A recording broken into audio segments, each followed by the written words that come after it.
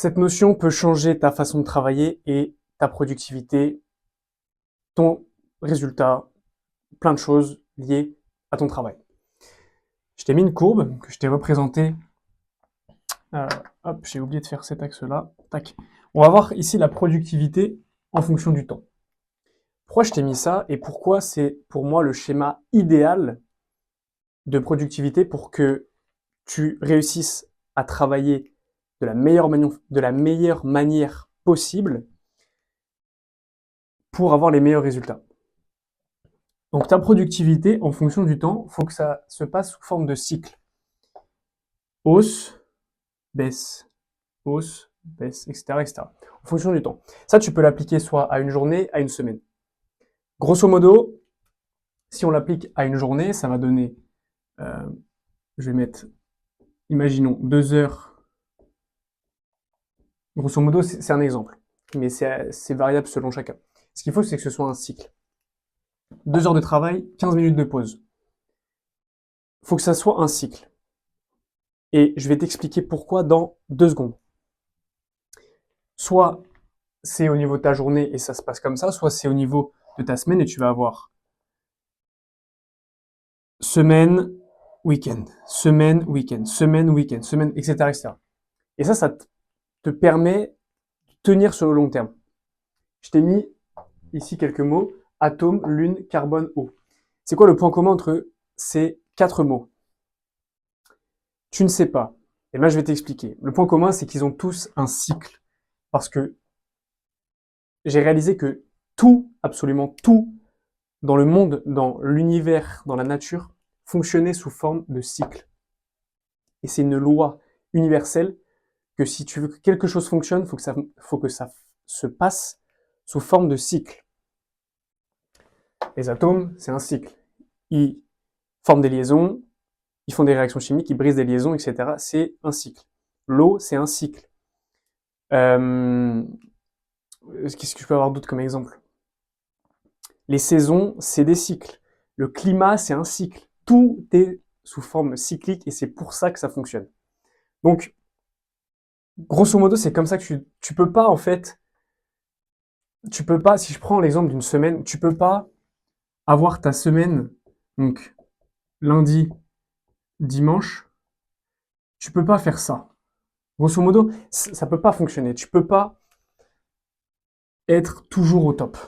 Tu peux pas, en fait. C'est pas possible.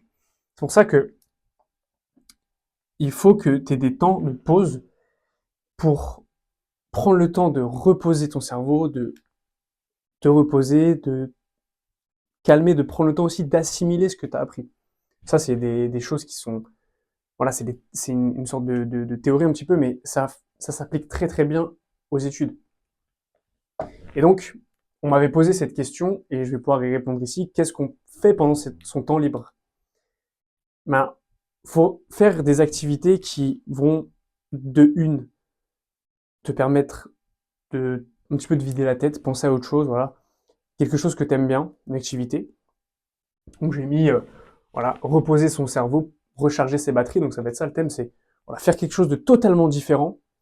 Par exemple, travaille toute la semaine et le dimanche, tu vas travailler un petit peu forcément pour pas totalement arrêter, mais faire une activité un petit peu différente.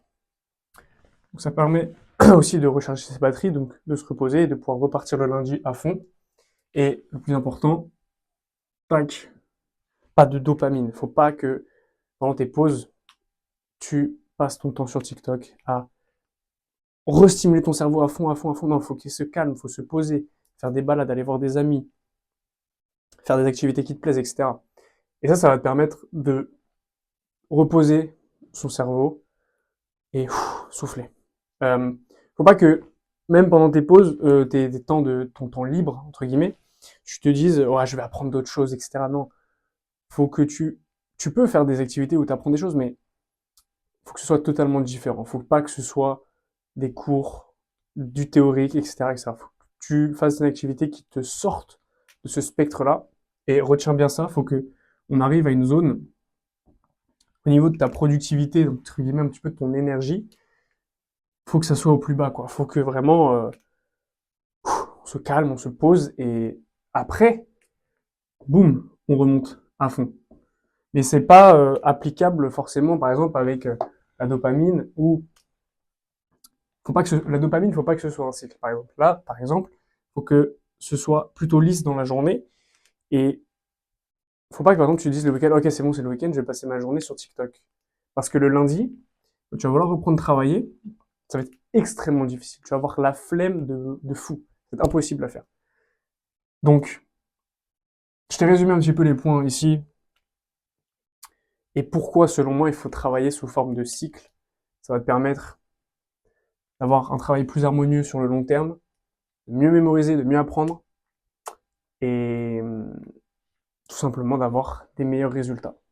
Je te laisse avec ce magnifique schéma, cette magnifique courbe et je te souhaite une excellente soirée.